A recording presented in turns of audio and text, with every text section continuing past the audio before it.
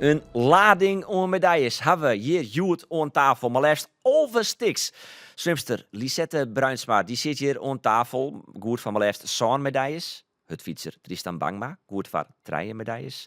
En zelfs dan weer net goed voor Paralympische medailles. Maar wel de enige zonder een handicap, coach Ilke van der Wal.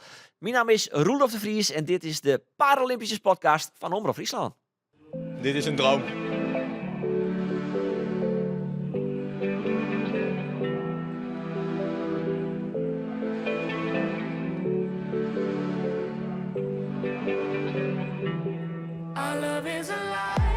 And that is just a wonderful performance from Tristan Bangma. It's a fine goal though for Bruinsma of the Netherlands. She holds on for the victory.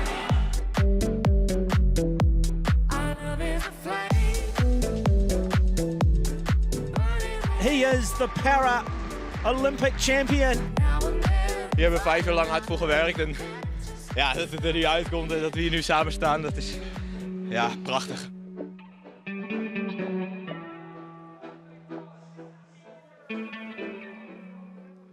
Ja, mooi dat je hem er binnen. Nog dik 5 weken te gaan, dan beginnen de Paralympische Spelen in Parijs. Het doel van deze show is om even met hem in de kunde te komen, met hem te praten, hoe het zit, of de kriebels erop binnen van die Spelen. Maar ik hoe je hem vorige Paralympische Spelen was binnen. Maar ik dacht eerst gezellig even een rondje handicaps. Ja? Ik ben uit naar die van Ilke. Dan begin ik. Ik heb hereditaire musculaire sensorische neuropathie.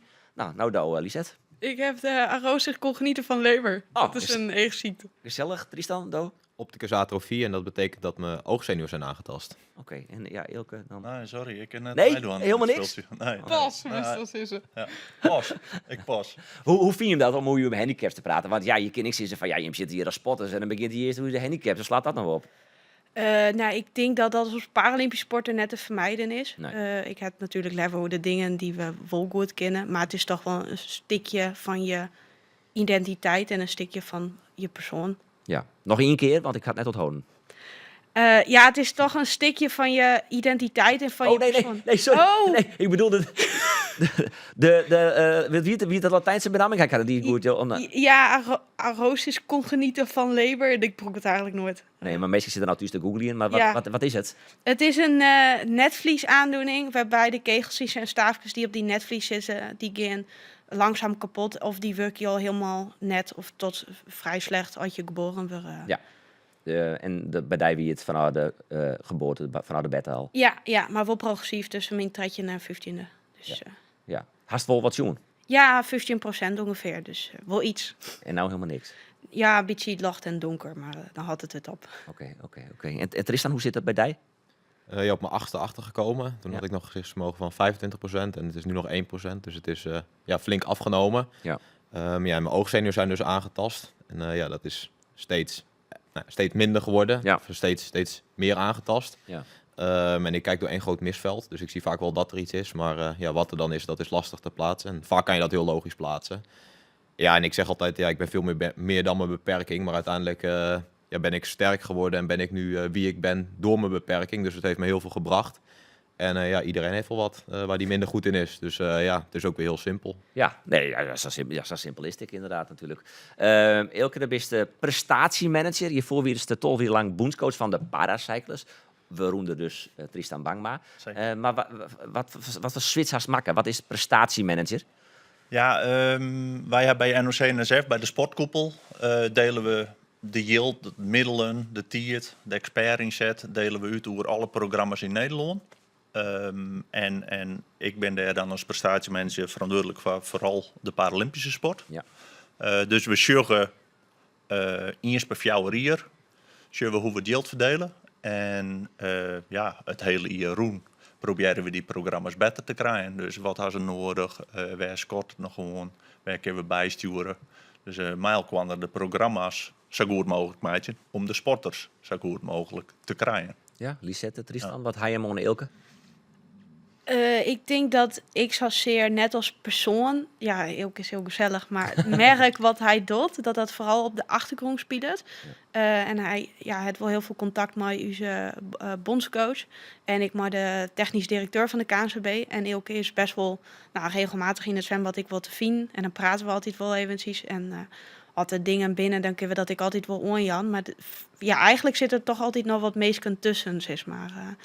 Die dat al namens u doggen en dat wij van de uitdagingen die de programma's net zo volle mooi krijgen, zodat wij ons kunnen focussen op de sport. Dat is eigenlijk wat Ilke doet. Dat wij net rol wat hij al doet.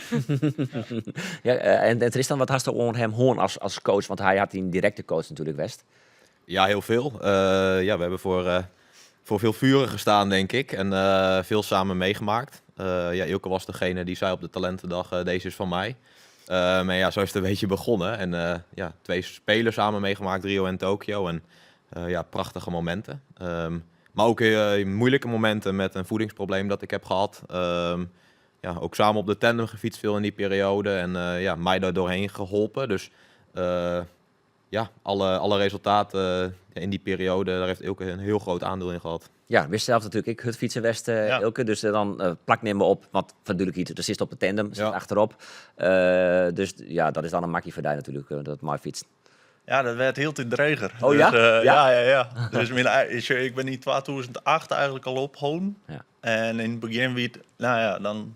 Ik had mooi uitgetraind, zoals ze dat zeiden. Dat mij dan altijd. Maar dat lukt heel goed. Maar je hield die drukker met het coachen. En nu ben ik manager. Nu gebeurt er nog minder, hè? Want ik ben net meer bij de sporters. Maar... Wist dat ik? Ja, dat mis ik wel, want dat is wel het leukste. En zat ik jij daar dus de sporters begeleid ik nou meer de bondscoaches en de TD's en de overige staf. Om voor de sporters het beter voor elkaar te krijgen. Maar ik weet nog goed dat ik met Tristan fietste. Dat is... Ja, dan wordt de turbo wollen. Dus... Heb ik nou zwom bij je op de trainingskamp? Ik had bij Lisette. Ja, dat ging goed, hè? Ja! Maar hij stond daar net uit. Nee, zeker niet. Nee? Nee. 50 meter is heel vier, hè? Zwembad. Ja, 24 biek meer moet. Ja. Hutfietsers ben net goede zwemmers, denk ik. Ik weet Nee. Wat is nou in je eigen carrière eigenlijk het mooiste moment als mij maakt haast? Oei. Ja, wat zou ik zeggen? Het criterium van Beestersweg. Nee. Ronde van Noord-Nederland, dacht ik. Ronde van Noord-Nederland. Ik had de belofte competitie woon. Dat vond ik wel mooi. Vooral die Rabobankman toen. En Parijs-Roubaix rieden, dat soort wedstrijden. Ja, dat is wel, dat is wel heel mooi. Ja. Dat lijkt me wel een ervaring om dat maar te maken. Zeker. Ja. Zeker. Ja. Nee, dus ik heel goed op waarom. Maar ik het baanwielrennen had ik die. Dus Jenning Huizinga is direct west. Ja, we zijn in Australië west, in Amerika, Rusland, overal west. Dus dat is echt prachtig. Ja, en wat had ik 12 jaar met Tristan werken? Kijk net denk ik dan. Maar... Sinds 2012, on Tokio. Wat wie het mooiste moment als met Tristan maar maakt haast? Oef. 2 keer heel magisch. In 2016 lang werken en ik mijn moeilijke periode van Tristan toen er zelf nog heel jong was en mij de ervaren Teun Mulder fietste. Ja. Maar toen onder de magische 1 minuut en 4 jaar later onder de magische 4 minuten. Ja, dan krijg je wel de kriebels van. En net omdat het daar onder de 4 minuten, maar dat hele proces en dat het dan daar zo goed gaat en dat het hem slaagt om onder zo volle druk te presteren, dat is heel bijzonder. Ja, dan woont het goud in Rio op het onderdeel, een kilometer wie dat, hè? Kilometer tijdrit en in Tokio op de 4 kilometer achtervolging. Ja.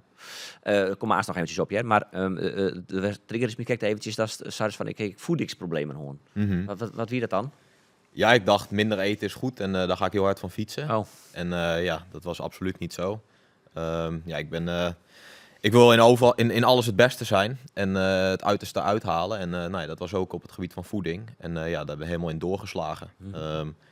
Waarin misschien mensen in mijn omgeving er meer op moesten letten. Was dat voor mij helemaal niet aan de orde. En ging ik daar een beetje in mee. En ik was onervaren en wist niet zo goed wat ik nodig had als zelf en als sporter. Van 8 boterhammen ging ik naar 4 boterhammen en met boter en zonder boter.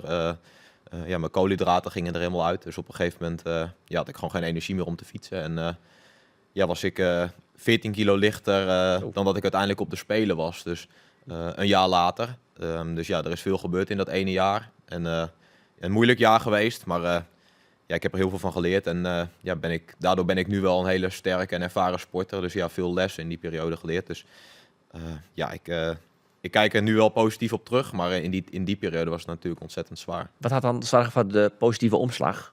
Dat Wolgong goed ging daarmee? Ja, ik wil goud winnen. En ik wil de beste Maar zijn. dat voelde daarvoor ik al. En ja, zeker. Maar ik verloor mezelf helemaal in mijn eigen wereld. En op het moment dat ik niet meer die energie had om te fietsen, toen ging wel echt die knop om. Okay. En ging ik met mensen in gesprek. En met Ilke, met mijn ouders, met een psycholoog, sportpsycholoog. En een diëtist. En zo zijn we er samen uitgekomen. Maar ook gewoon door hele simpele dingen. Door, ga af en toe maar wel gewoon iets ongezonds eten. Er moesten gewoon calorieën in. Ja. En in het begin was dat net zo lang aan tafel zitten totdat ik mijn bord leeg had. M&M's op de weegschaal, verzin het maar. Ik denk dat heel weinig mensen dat doen. S'avonds een bakje chips afwegen. Of het was allemaal heel erg binnen de kaders. Maar voor mezelf dan, dat ik het zelf aankon. Maar Die extreem. heel extreem, ja. Dat heel in dit erg. jaar. Ja, het is heel extreem. Het gebeurt gewoon, hè. Dus we shirt het gebeuren en het glipt die gewoon door de vingers. Maar Tristan Dus, is ook niet de enige die dit soort dingen Nee. heeft. Ik heb zelf ook wel juist de andere kant op. Dan bij veel stress veel eten en dat dan later weer compenseren. Ook een reden dat ik bij de sportpsycholoog ben. Ja. Ik denk dat het heel herkenbaar is voor heel veel topsporters. Omdat je wil alles eruit halen. Ja. En ik denk dat ik wel een beetje te maken heb met de manier waarop een programma binnenkomt en hoe er onderwezen wordt in voeding. En dat er echt wel volle meer bewustwording is bij NOC-NSF hoe ze dat aanpakken moeten. Doe niks, ja. Tristan. Ja. Maar hoe groot wie dat probleem dan is? Is dat schetsen bij hem? Wie dat richting anorexia? Maar is dat zo slim? Dat is wel Tristan, maar in mijn eigen wie dat een groot probleem. Ja, nee, het wie een groot probleem. Maar jij, we zo'n vriend praten. Je kruisbanden, toch? Was het? En mijn meniscus, ja. Meniscus. Ja. Meniscus. In dat Dus jaar had ik mijn meniscus afgescheurd ook. Of scheur erin. En uiteindelijk was dat eigenlijk wel... Heeft het dat kwam wel wel goed uit. Ja, het kwam eigenlijk wel goed uit. Het klinkt Ja. heel gek, maar toen heb ik 6 weken amper tot niet op de fiets gezeten. En in die periode kon ik dus gewoon goed laden in de calorieën. En werd het misschien iets moeilijker, omdat ik al dan met iets minder calorieën al aankwam, zeg maar. En dat heeft me er wel echt... dat heeft me net dat setje gegeven wat ik nodig had op dat moment om eruit te komen. Ja, je hebt soms die pedalen nodig om die hege pieken te... Dat was ook mij maken eigenlijk. Ja. Wat daar hadden ik wel op, ja. Maar Oh nee, ik vind het helemaal niet Nee, erg om is dat- over te nee? praten. Nee, absoluut niet. nou ja, Ik, daar praat je al over handicaps en nou praten we over gewicht. Ik denk dat we wel een beetje positief worden. ja, maar dat Zeker. is het onderdeel van het hele proces. En dat maakt die gouden medaille in Rio en nog veel mooier. En ik kan me heel goed een foto nog voor me zien dat Ilke naast me staat en dat we allebei zo trots lijken als een pauw. En dat we nooit trots durfden te zijn of dat we daar echt... Het straalt er vanaf. En dat is wat de sport zo mooi maakt. Ja. En Ja. als ik krijg nu weer kippenvel Ja. ervan Ja, dat het gelukt is. En dat maakt het. Dat is sport. Dat is sport voor mij, de emotie. Mooi. Herkent die hierin, Lisette? Het is maar wat meest kunt zeggen is die in een race op de televisie en dat is die medaillepaks. Maar wij zijn er elke dag mee bezig. En die medaille is eigenlijk symbool voor de jaren ervoor en de dingen die je overwonnen hebt. En de winst die race, winst op dat moment. Maar eigenlijk winst die ik elke keer als die in de gym bist. Ja. En waar meer gewicht op die barbelkist laden. Maar ik elke keer dat die wel helemaal kapot zwemst of fietst. En wees wel leerst en van die fouten en dan weer verder giest, daar winst de races mee. En dan moet het op het ene moment met dat op dat plakje vallen. Maar dat is net het is het moment waar het om draait, maar net het moment wat er alleen nog dat doet, zeg maar. Waarom ben je ooit begonnen zwemmen? Ja, ik vond het leuk. Ja, maar mooi. Ja, mijn ouders die wennen hier on het wetter. En ik zwom eigenlijk daar al voordat ik mijn A-diploma hier. En de badjuf die wennen verderop, dus die moest dat allemaal net zo. Oh, ja. Maar ja, want ik heb 2 oudere broers en een zus en die lijn dan ik in het wetter en dan boek ik me uit van. Ja, zo ging dat. Maar dat wie dan misschien wel gevaarlijk vanwege die zicht. Nou, toen kon ik me nog wel aardig redden. Want ik begon mijn wedstrijd zwemmen zonder dat ik tapt waard, dus ontikt waard bij de keerpunten. Ja. En toen kon ik Dat is nog... maar een verduidelijk tapt. Dat is maar een ja, dat is moppen altijd... tappen ben ik heel goed in, maar... Zo. Wacht even, doe er even niet. Nou, niet. Even op papel. Oké, nou, welke auto is altijd kwiet? Een Suzuki. Oké, hij stelde er niet in, Tristan? Nee, ja, nee. Daar ga ik me niet aan wagen. Daar ga ik niet overtreffen. Tappen is maar een stok op je hollen slaan, zou je toch zelf? Ja, het is een vishengel, mijn baltje erop taped en dan slaan ze op mijn hollen en dan weet ik nog orelslag en dan heb ik een keerpunt maatje. Omdat ik de morgen dus net ken shen. Nee. En nou, in het begin wie dat nog net echt nodig bij het zwemmen en ook ken ik net meer zonder een signaal, een extern signaal goed keren, zeg maar. Nee. Ik zou misschien wel kunnen op het slagen tellen, maar dan helles nooit het maximale uit 10 keerpunt. Nee. Vind ik. Doe is op die holleslijn en Tristan, doe is de stoker. Ja, ik word niet omhoog geslagen. Nee, Maar wel een stoker bist ook. Ja, Zeker, ik hij zit maakt altijd ruzie. Een beetje Ja, kijken nou waar Gitter toe, maar wat is een stoker? Ja, ik zit achter op de tandem. Dus ik fiets op de tandem. En dat heet stoker, maar waarom Stoker. heet dat stoker? Ik weet het niet zo goed. Nee, ja, het is gewoon puur... Stoot dat het- is de stoot benaming. elke? Weet jij de naam waarom het stoker heet? Ja, hij stookt het vuur. Ja, ik Ja, stook- nee, geen idee. Nee, ja, Vind ik wel een mooie, daar houden we Ja. van. vaak noem ik het ook gewoon achterrijder. Ja. Degene achter op de tandem, slechtziend of blind. Voorop zit een piloot noemen we het, dus Ja. de voorrijder. Die heeft verder niet een handicap. Wel een beperking soms, denk ik. Want? Nou ja, iedereen heeft wel wat, toch? Oh, nee, ja, dus Dat klopt. op die manier kijk ik er wel echt naar. En dat moet een goede wielrenner zijn. Mag geen prof zijn, dus mag niet nu in de Tour de France fietsen en straks met mij in Parijs. Hoezo En, mag dat niet? Ja, dat zijn regels vanuit UCI om ervoor te zorgen dat het dat niet zomaar iemand naar de Olympische Spelen kan en daarna naar de Paralympische Spelen en niet met het commitment van het hele proces. Dus ik denk dat het heel goed is. Maar hoe beter diegene is die voorop zit. Zeker. Hoe Nee, ja, beter de piloot speelt een hele belangrijke rol. Maar ik all in toch? Die houdt het met in. Zeker. Die moet er ook elke dag voor leven, net als dat ik er elke dag voor leef. En op die manier samen, de synergie op de tandem is ontzettend belangrijk. Want je moet echt samen in de flow zitten, zeg maar. Het moet smooth zijn, zoals wij dat altijd zeggen op de tandem.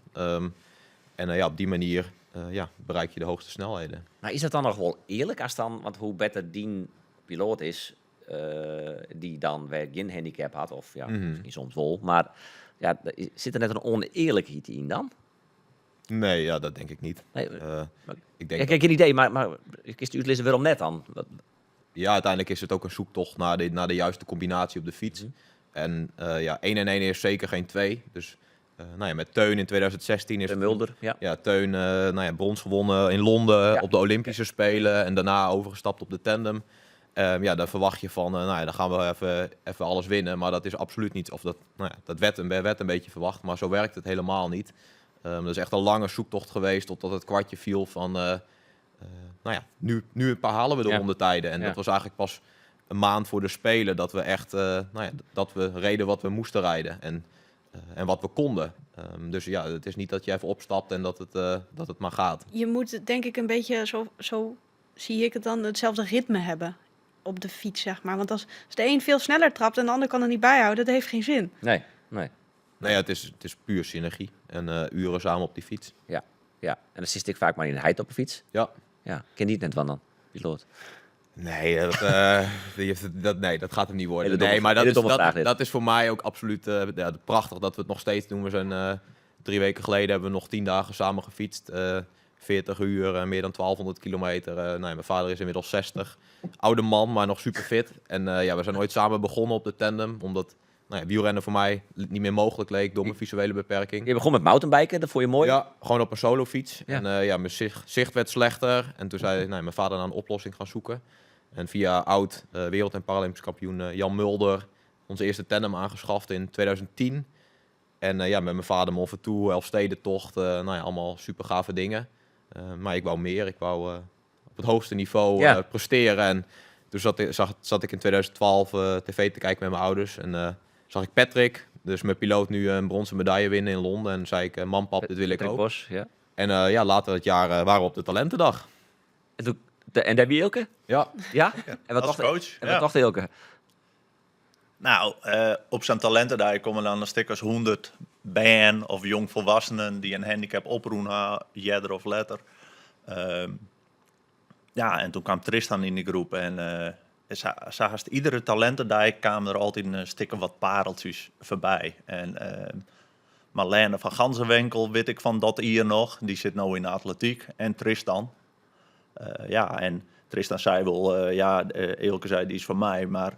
En Tristan hier de keuze al maken. Die vond fietsen al prachtig. Ja. Dus ik ben heel blij dat Tristan bij mij in het fietsen kamer is. Want super talent. Ja. Dus ja, hij had een goede piloot. Maar via het net, hij is super goed. En Tjinwurg kunnen we dat heel inzichtelijk maken met wattages en zo. Hij had hele goede waardes van het gewicht wat er had. Het vermogen wat er leveren je kan. Hij is gewoon een hele goede fietser. Ja. Maar hij is toevallig slechtziend. En hij doet zeker net onder voor degene die het voorop zit. Wat voor wattages hebben we dan hoor? Want ik ben nog meestal denk ik, zo staan er gewoon die hun eigen wattages op een fiets, joh. Wat trapst? Ja, wat wil je weten? Nee, ja, Vertel eens. Vertel wat je vertellen wil. ja, 20 minuten waarde boven de 400 watt. Sprintwaardes. In Rio boven de 2000 als sprinter. Nu 1600 misschien, dus dat is een beetje afgevlakt. Maar ik denk dat ik zeker niet onderdoe voor menig prof. In de Sierra Nevada in Spanje, ik probeer altijd mezelf uit te dagen en grenzen te verleggen. Fiets ik nu solo nog omhoog. Dus een rustige berg, één weg, duidelijke lijnen, geen afslagen. Wordt onderaf afgezet. Ik kan dan nog wel omhoog fietsen. En daar fiets ik ook gewoon met de grote jongens omhoog. Dus renners die in voorbereiding zijn op de Giro of op de Tour of op de Vuelta. Neem eens wat namen dan? Jaron Thomas, UAE-renners die daar met Pogacar zijn. De voorbereiding op de Giro afgelopen april. En dan fietst maar die man omheen en dan had het niveau ik vast. Ja, ik kan gewoon met die jongens kletsend omhoog fietsen. Dat is... dus dat is ook wel vaak wat ik merk dat mensen... Hoe zou die man dan... Sorry, hoe zou die man dan naar die? Praat eens maar. Wat is dit voor idioot?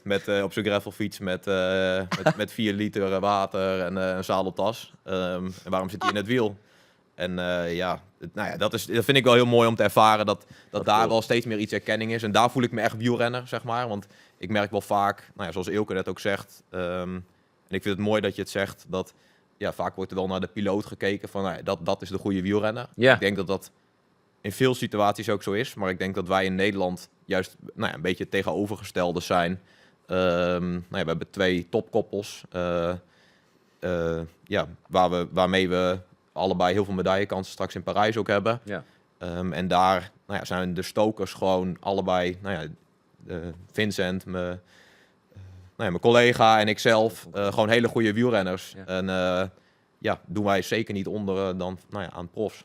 En daar stond dan staan in de Sierra Nevada die berg op fietst en dan hellen staan Thomas is zo in? Of... Ik heb ze ingehaald, ja, maar ook gewoon dat ik in de groep zit en dat de ploegleidersauto naast me kon rijden. En gewoon heel geïnteresseerd allemaal. En als ik het verhaal vertel, vinden ze het allemaal super tof. Dus dat is wel heel mooi om dat te ervaren en toch een beetje de onderdeel ervan te zijn. Wat is het leukste was je het had van die fietsers? Wat, is er iets herinner je? Dat dat loopt me wel bij. Dat, meer gewoon dat je gewoon kletst over, het weer. over wat het maar is. Zeg maar. Gewoon over wielrennen, over het leven.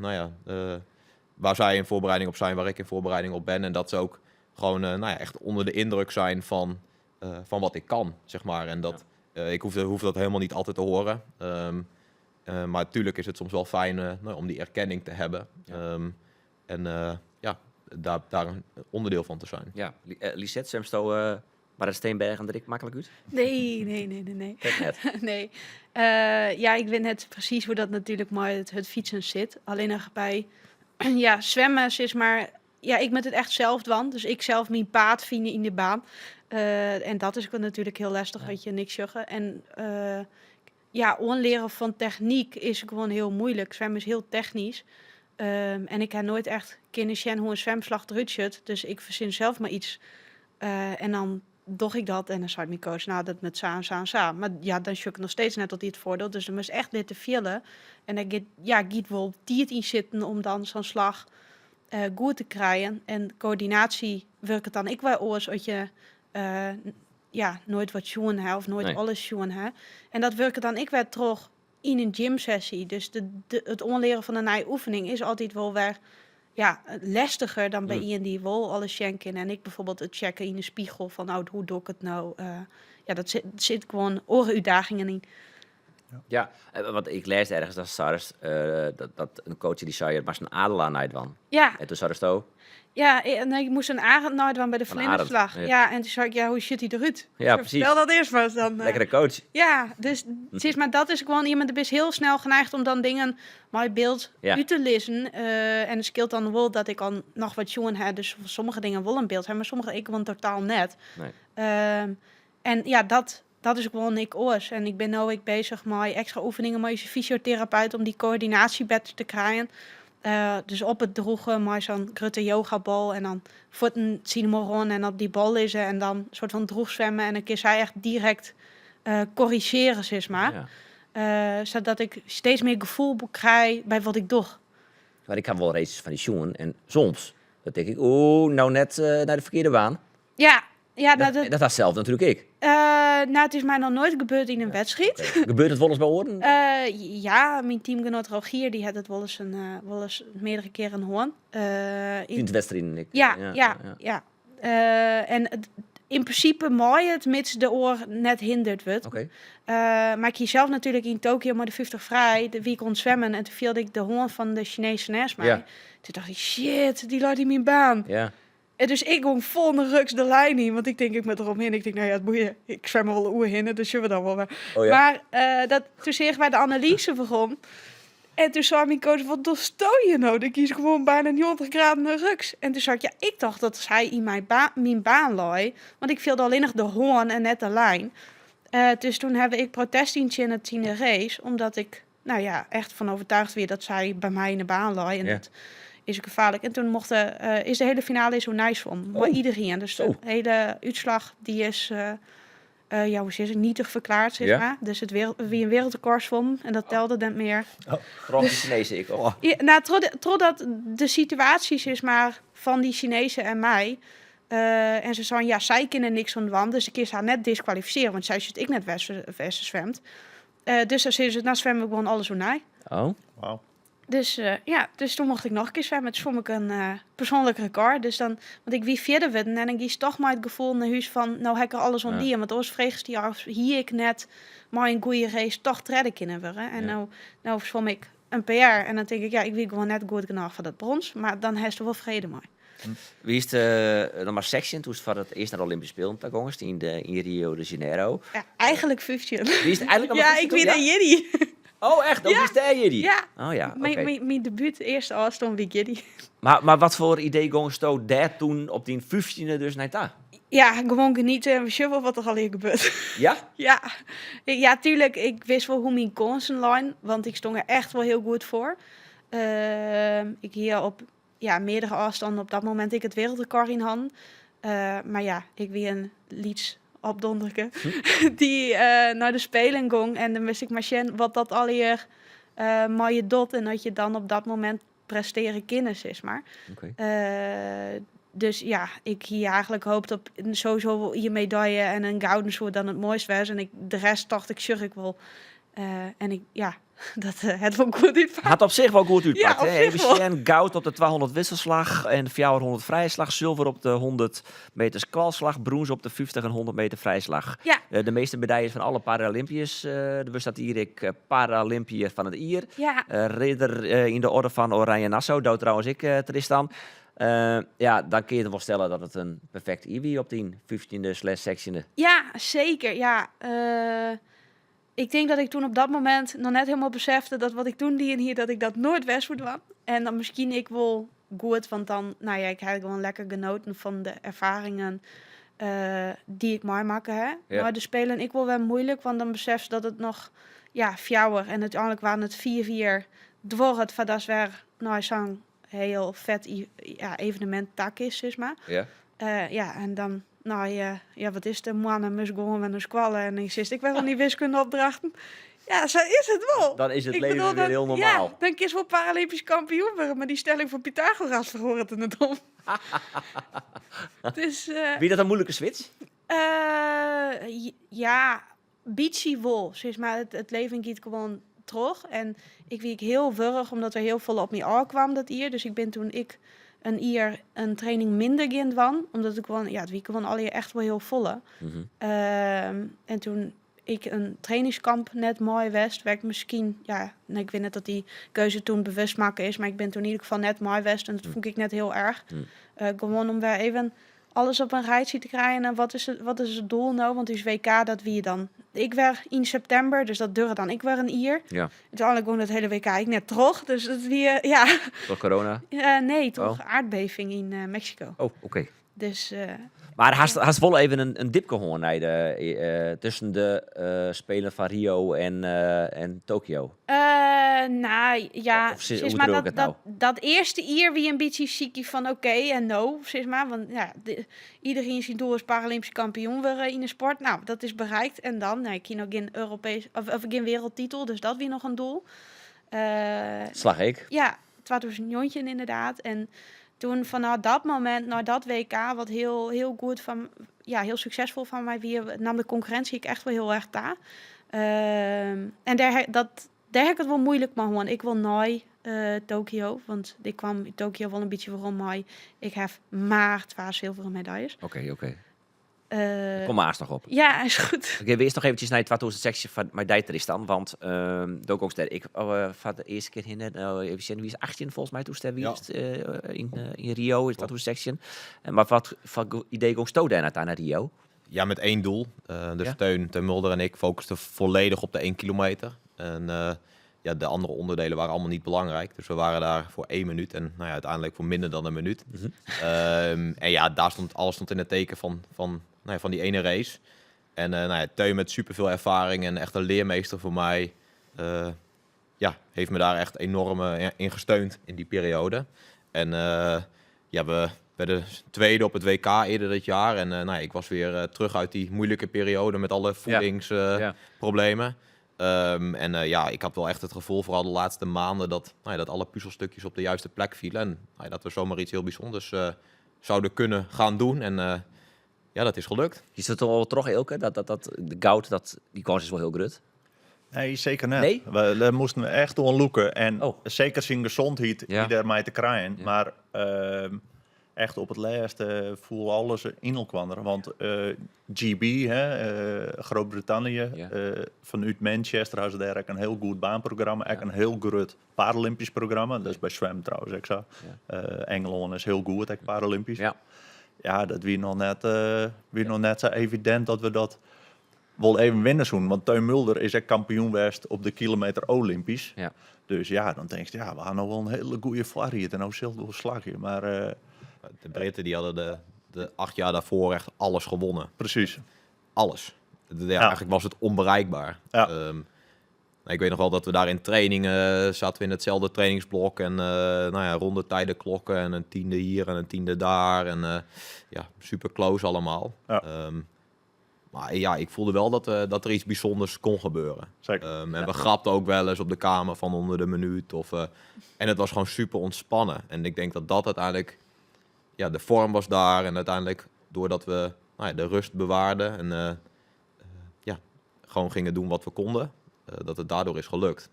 En dan is het dat moment dat je beseft dat je een gouden medaille wist. En dan, wat gaat er dan door je heen? Ja, dat is prachtig. Ja? ja, dat is ongelooflijk. Dat is eigenlijk niet te omschrijven. Weer kippenvel. Ik ben dit jaar weer terug geweest, ook daar, op dezelfde wielenbaan. En, Voor de wedstrijd? Of ja, voor het WK. Oh, ja. We hadden het WK baan daar in maart. En ja, dat is toch weer heel bijzonder. En toch even met Teun even weer contact over van... weet je nog dat we hier zaten voor de huldiging? En vol stadion. Naar mijn ouders na de tijd. En de emoties, dat is prachtig. Met z'n allen vieren. Met de staf ook, met het hele team. Dat was geweldig. Ja. Er is een video dat Teun en ik zitten te wachten. De Britten moesten nog na ons fietsen. Ja. En dan zitten wij daar op het stoeltje uit te hijgen. En de ontlading Dat in lijkt dat me filmpje, zo dat zenuwslopend. is ongelooflijk. Dat is misschien wel het mooiste moment uit mijn hele carrière. Nog steeds. Ja. Ja. Maar op zich has Ten eigenlijk nog wel aardig presteerd. Nee, zeker, absoluut. Maar ik wil geen mooiste moment hebben, want elk moment staat op zich natuurlijk. Maar ja, als er één uitspringt, dan is het wel deze. En dat is mijn eerste grote prijs. En ja, de manier waarop het is gegaan, met z'n allen, dat vind ik echt het allermooiste. Ja, we zijn eigenlijk nog wereldkampioen op de dik in Emmen. Pak nog een gouden medaille op de 4 kilometer achtervolging in 2021 in Tokio. Maar die ben eigenlijk dan misschien net te vergelijkje, maar die eerste, dat bloedt toch het speciaalst? Ja, dat is de eerste. Hè. En uiteindelijk in Tokio viel ook alles weer op zijn plek. En met die puzzel die lukte ook weer. Klinkt misschien een beetje gek, maar dat jaar extra door COVID was voor mij wel lekker. Dat heeft wel echt gezorgd voor dat wij dat we goud hebben gewonnen. En dat we nog een extra... Waarom dan? Ja, ook weer gewoon... de balans is soms gewoon weg. En daar heb ik best wel veel moeite mee gehad in mijn sportieve carrière. Om altijd maar de balans... Omdat ik altijd maar de uiterste opzoek en het beste eruit wil halen. Ja. En sinds eigenlijk dat corona er was, is die balans er echt. Tot nu. Dus de laatste jaren presteren we supergoed. Omdat ik in balans ben. En... dat extra jaar heeft er wel voor gezorgd dat we nog een heel goed trainingsjaar konden draaien en een extra stap hebben gezet in vermogen. Ja, en Lisette dook ook naar de Olympische Spelen in 2021. Die wien natuurlijk in 2021 vanwege de coronasituatie. De gongst van 4 medailles naar 2. Ja. Van 2 gouden naar 2 zilveren. Waardeloze Spelen. Wat die is er eigenlijk? Ja, het viel het op dat moment wel een beetje. Ik zet het natuurlijk enorm on. Ja, maar het was de eerste keer in mijn carrière dat ik net meerdere gouden medailles kwam. Dus ik was eigenlijk een beetje een verwende sporter. Oh ja. Enorm volle van leert. Net alleen nog leren verliezen, maar wie is Lisette Bruinsma nou eigenlijk als zij geen medailles had? Wie ben ik als ik net zwem? Wie ben ik als ik net presteer? Dus dat heb ik best wel goed uitgedacht. En net alleen nog, ik wil samen met mijn sportpsycholoog. Is daar antwoord op, Jan? Wie is Lisette Bruinsma zonder medailles? Ja, Of ik gouden denk, medailles? ik denk iemand die heel graag onder de meesken is en heel graag mijn ervaringen wil delen uit de topsport en uit het leven met andere meesken. En andere meesken wil inspireren of activeren om hun doelen te bereiken. Mooi. En te laten inzien dat er een hele hoop mogelijk is, ondanks een handicap of een beperking die iedereen natuurlijk heeft. Ja. En ik iemand, afgelopen april hebben we de blindentribune voor het eerst opzetten. Daar voel ik al net aan. Dat is wel mooi dat ze zelf op is. Ja, dan is dit een soort promotor daarvan. Ja, natuurlijk. Ja, Vertel klopt. even wat het inhoudt. Nou, bij de Eredivisie voetbal heeft al 10 jaar lang audiodescriptie of audiocommentaar van mensen met een visuele handicap. Ja. Zodat de wedstrijd beter te volgen is. En in orensporten is dat afwezig. Alleen nog bij de Europese para-kampioenschappen hier ze dat afgelopen vorig jaar weer dat in Rotterdam. En ik vond eigenlijk dat er verhoring in moest komen, want mijn broer is visueel gehandicapt. En een groot deel van mijn vriend, die ik dus herhoor. Wat is ik. dit? En Maar daar is toch zo de nadruk op die ik dus heb. ja, nou, dat is zo krek van de uitzending zo, dus dat ik vrienden hier. Ja. Nee, maar een partner hast je. Nee, die heb ik niet. Oh, die hast net? Nee, Oh, hast nee. vriend? Ja, Oh, sorry. vriend. Oh, Ja, ik dacht, vriend. nou, hier is Oedien vriend. Nee, Oké. ja. Maar die dan ik mijn wedstrijden, die kan dat eigenlijk net echt volgen. Nee, nee. Dus toen ben ik bij de bondsmeisje talentencoach dat ik gesprek omgegaan om die doelgroep te inspireren, mijn sport en mijn topsport. En dat is slaggen. We zijn heel trots op wat wij del zetten. Hè. En ik denk dat we echt wel... meestal boeten, zeg maar... Ja, die net betrokken bij de blindentribune... wie een maar wel in het stadion... wie een... ik werd heel litigant dat meestal mijn visuele handicap... ik betrokken kunnen wezen in de maatschappij. En ik wil een sportwedstrijd kennen. En nou ja, het is gewoon superleuk... om dan achteruit te jaren van meestal... Ja, ik hier gewoon echt het idee dat ik... ik krijg zo'n koer volgen als een chant iemand. En nou ja, dat het nog een soort van vriendschap sluiten we. Ja, dat is echt gewoon super vet. Ja, Wat voor vriendschap? Nou, een vriendin van mij die vreeg om het nummer van de horenvriendin van mij. Want ze vonden het wel gezellig. Oh, wat leuk. En dan wie ik een jonkje van Blind Jochen. daten. Ja, blind date, ja. Dat ik naar relatieshuiskamer. Nee. ik wil net Dat is wel van de relaties, Roelof. Nou ja, hoe relatie speelt het Ja. Tristan? Is de kans groot dat in de Spelen een steltje een gouden medaille wint? Groot, weet ik niet, maar er is een kans, absoluut. Nee. Ja, ik wil je net al te volle omroep Allemaal, maar de verkering maar Mel. En Mel komt uit Canada en die doet ik maar onder de Paralympische Klopt, Spelen. ja, ze gaat er ook zijn en ze heeft zeker een medaillekans, denk ik. Welk onderdeel is ze mooi? 500 meter, dus ze bewandelt een beetje dezelfde weg als ik deed. Fietsen, hebben we het ook horen. Fietsen, ja. Ze fietst in de C3. Dat is... Bij ons in het wielrennen heb je allemaal verschillende klassen, zoals de hele Paralympische wereld. Ik ben benieuwd dat ze er zelf nog even op begint, want dan voel ik naar de taak. En zij heeft CP, dus haar rechterkant functioneert minder goed. Cerebrale parese, is dat goed? Ja. Ja. Dus ze fietst op een gewone solofiets. Ze bewandelt een beetje dezelfde weg als ik heb gedaan. Dus eerst de focus op de sprint en misschien gaat ze straks ook wel meer de duurkant op. Ja. Super mooi om te zien. En Wat bijzonder. leuk om haar te helpen ook. Ja, ik Ja? zie precies terug wat ik heb meegemaakt. Dus dat vind ik wel heel leuk om, om daar ook mijn aandeel hopelijk een beetje haar mee te helpen richting Parijs nu. Ja. Heel mooi om te zien de progressie die zij ook boekt. Dus heel tof. En ik heb een vraag. Want moet zij eerst of moet jij eerst? En hoe ga je daarmee om als zij slecht presteert of juist heel goed? Heb je daarover nagedacht? Jazeker. Nee, ik moet op de eerste dag, of wij moeten op de eerste dag. Zij rijdt 2 dagen daarna. En ik ga zeker die dag ook op de baan zijn. In Rio op het WK was ik er ook de hele dag bij. Ik vind het geeft mij heel veel. En wat het resultaat ook is. Ik vind het gewoon leuk om... misschien ligt er ook wel een beetje een toekomst. Ik vind het leuk om mijn ervaring te delen. En dat hoeft dan niet per se met haar te zijn, maar om andere sporters te helpen. En zij heeft er heel veel aan gehad in Rio op het WK. En heeft zich daar gekwalificeerd voor de Spelen. En reed een dik PR. En ik zeg nu, dat heb ik niet alleen gedaan natuurlijk, helemaal niet. Nee, maar... Tristan, bedankt. Ja. Nee, absoluut niet. Ik hoef helemaal niet die credits, maar ik vind het wel heel leuk om daar een aandeel in te hebben. Ja. En als het dan slaagt, dat is prachtig. Doos zit in de C1-klasse en die vriendinnen, dus die zit in de C3. Ik zit in de B, ja, maar... B? Ja, C1. Van Borma. Ik mis niet 2 benen. Ik heb hier... Is dat de B? De B is voor blind. Ja, blind. B. Ja, Dus, B is ja. voor blind. Ja. En de C is van cycling. Ja. Dit weet ik al, ja, omdat ik daar vroeger een beetje in werken had. Een beetje. Ja. Maar kist uitlezen hoe dat werkt, maar die verschillende klassen en hoe je daarin indeelt worden. Je bedoel, blind Ja, en zeker, zonder zeker. potten, snap ik, maar... We zitten hier met 2 sporten op tafel, zwemmen en fietsen. Ja. Ze hebben ook nog atletiek. Nou, er zijn een hele prutte sporten. Ja. Wel. Ja. Maar bij atletiek en tafeltennis, dat zijn de 4 grote sporten op de Paralympische Spelen. En die hebben eigenlijk bieden die voor alle handicaps sport doen. Ja. Ze haast voor rolstoel basketbal. Ja, dat is voor iedereen in een rolstoel. Ja. En dat is daar zit geen visueel beperking Nee. in rolstoel basketbal. Nee. Nou, bij het fietsen kies dus in alle categorieën. En dan had de B voor de tandem, maar dat is dit voor blind. Had de C voor cycling, dat is op de gewone racefiets. Ja, Leiden Noordbruis zit Leiden Noordbruis zie je het erop.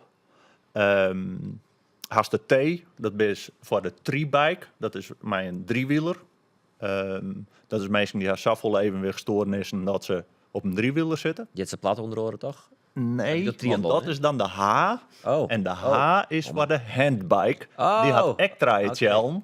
Alleen die wordt net maar de voeten onderdreun, die is maar de jerms. Ja. Daarom had ze dikke jerms. Zo, ja.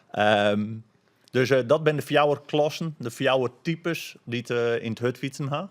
En dan haast nou in die ja, kost bij- weer een verdeling, toch? En daar haast in sommige klassen haast dan ook nog wel een verdeling tussen zwier of minder zwier beperkt. Ja. Dat is een heel moeilijk verhaal. En mijn eerste verkeer, hè, de chef de mission, proberen we ook. En hoe kunnen we dit nou uitlezen voor het grote publiek? Hoe krijgen we dit nou inzichtelijk? Ja. Dus we moeten dat uitlezen blijven. Van hoe werkt dit? Maar ja, hè, dit verhaaltje, iedereen hacken die erop al. Nou, lekker naar oorkoord. alles kijken en harkers ben nou voort. Nou, hoop ik net. Nee, want goed uitleggen. daarnaast proberen we het echt simpeler te krijgen. Dus we hopen in de toekomst dat er wat minder klassen binnen, zodat het makkelijker uit te lezen is. En dat is bijvoorbeeld bij Tristan. De tandem had bij hun 1 klasse. Dus dat is slechtziend genoeg om achterop te maaien. Nou, en succes ermee. Ja, ja. Nou, maar Elisette even vertellen hoeveel klassen er bij het zwemmen zijn. ja. Ja, niet te doen. Wij hadden er 4 en Dat is 10e S. S11. Ja. 1 tot en met 10 is van meestal maar lichamelijke handicap. Waarbij 1 het zwist gehandicapt is en 10 het lichtste. Oké. Dan 11 tot en met 13 is van visueel gehandicapt, waarbij 13 dus weer het lichtste is en 11 het zwiste. En dus 14 is van verstandelijk gehandicapt. Nou ja, op zich is het helemaal net ingewikkeld. Nee. Nee. En wij, dat is... Goed inzichtelijk maken in dit ja, geval. ja. Ja, ja. Maar ze hebben juist, volgens mij, voor een soort van pictogramkus, waar ze maar kleuren onjouwen van wat Ian dan mist. En dan is groen functionerend en rood is dan net functionerend en oranje en geel ertussenin, zeg maar. Oh, oké. En dan, ook, ik had er een voet mist, dan is er gewoon een popkoffer zonder voet. Volgens mij hebben ze dat best wel beeldend makkelijk. Zo. Het wordt alweer wat makkelijker om het te volgen. En ik vaar van de meesten thuis, als ik me gewoon maar mijn luie beullig op de bank zit, dat ik dat dan toch alweer... Maar het belangrijkste van sport is natuurlijk is het spont. Waar zit ik nou te zien? precies. Ja. Wordt vooral zien dat het spannend is. Ja. En ja, dan maakt het eigenlijk niet uit of we bij de amateurclub een spontpotje zoeken of Nee. op televisie Nee, een dat is spontpotje. die geldt voor u als Dus- opslagjouwer zeker. Maar Ja. het spanmaatje en Ja. inzichtelijk. Lisette, welke onderdeel was er mij in Parijs? De 50, 100 en 400 meter vrije slag en de 200 meter wisselslag. 3 onderdelen. Fjouwer. 50, 100, 400 vrij en de 200 wissel. Oh, sorry, ik zie het goed opletten. Tristan, welke onderdeel was het voor mij? 4 kilometer achtervolging op de baan en de tijdrit en op de weg en de wegwedstrijd. Ja, en ben je bij alle 3 favoriet? Ja, dus ja, er zijn Hoppa. hoge verwachtingen. Ja? Ja, zeker. Maar Dus, elke is 3 bedrijven of 3 goud, is dat realistisch bij Tristan?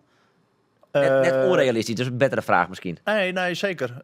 Dat kan. Correct zoals Bradley Wiggins dat de Tour de France winnen kan, maar ik een stuk of 8 gouden plakken thuis lezen had. Of Geraint Thomas. Ja. Dus als het aan de duurkant, of Filippo Ganna, die kan de achtervolging winnen, maar ik de tijdrit winnen. Ja. Nou, had er de wegrit winnen kan in Frankrijk, weet ik net. Maar in dit geval zou dat bij hun nek kennen. Dus als het de beste bent aan de duurkant, dan zou dat kennen. Lisette, hoe hield het voor jou? Bist ik op alle fjouwer afstanden de favoriet? Zeker net. Nee? Nee. Oh. Het wereldrecord 200 wissel is tijdens de EK onscherp. We hebben maar 12 seconden. Daar zit ik nog zo'n seconde boven. Dus dat is wel een hoop. De 50 vrij zit heel dicht op elkaar. Ik ben nou een van de fjouwer zwemmers die onder de 30 seconden zwemt. Dus dat wordt heel spannend. De 100 vrij, ja, op papier wel. Want momenteel heb ik het wereldrecord nog steeds. Maar ik heb wat naaie concurrenten erbij die vanuit een lichtere visueel gehandicapte klasse naar mijn klasse komen binnen. En dat is een Wit-Russische sporter, dus die is ons koft uit beeld weg, Ja. zeg maar. Ja. Dus dat is lastig inschatten wat zij alle je kennen. En de 400 vrij, maar we het vooral opnemen, het zien de Amerikaanse en de Chinezen. Dus ja, het ben nog, zoals Pieter van de Hoogband laatst zei, van we hebben nog geen enkele medaille woen, maar er is wel kans. En de bal is rond. Bal is rond. Maar we hebben geen voetballers maar.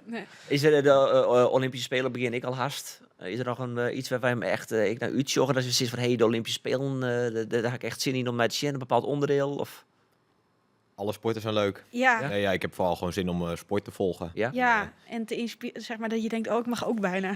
Ook is er iets waar verstoor heel erg wat naar uitjost? Wat Mathieu van de Poel of zo? Ja, ik ben toch altijd iets meer fietsgeoriënteerd dan de rest. Maar ik vind echt alle sport leuk. Het leuke van de Olympische Spelen, vind ik van de Paralympische Spelen ook weer, is dat je de brede palet wat meer joggen. En dat is gedurende de fjouwerier valt dat een beetje voort. Maar nu go ik gewoon bij judo shen en roeien. En daar heb ik wel zin in. Ja, er zijn natuurlijk nog meer Friesen die maaidagen. Wij maar wel hier op letten. Ik bedoel Paralympische sporters. Oh, Die weet je wel, toch? ja, Joël, Olivier. Olivier van der Voort. Ja, Olivier zwemt en Joël die doet atletiek. Ja. De 100 meter op de atletiek. Dus dat is En wel een 4 heel springen. prachtig noemen. Ja. Ja, en 4 springen. Maar ja, die 100 meter. En ze hebben wel een paar dames in ons Nederlands team. Ja, dat wordt wel mooi. En basketbal, dat wil ik even benadrukken. We hebben mannen- en vrouwenteam. En dat zijn altijd wel spannende potjes. Dus Ja. dat is heel mooi. Ja, Zeker. Ja, ik- Ja. Maar zit je Friesen bij, dus boeit dus net. Oh. Nee, mag je hartstikke... Nee, natuurlijk wel. Mag je hartstikke dank, Sisse. Ik wens je Mick heel veel plezier en succes in Parijs. Mocht je nog zeggen van, nou, ik wil de verhalen over de Olympische sporters eventjes lezen. Die staan bij ons op de website, op friesland.nl of op de app. Alle Saande Friese deelnemers, die staan erop op. En ik tijdens de Paralympische Spelen besteden we zelfs alle ontinken onder oren. Dit is het 2. En onder de coach ik, Ilke van der Val. Hartstikke bedankt. Succes in Parijs. En ons de volgende keer, dan ben we er weer bij de reguliere podcast.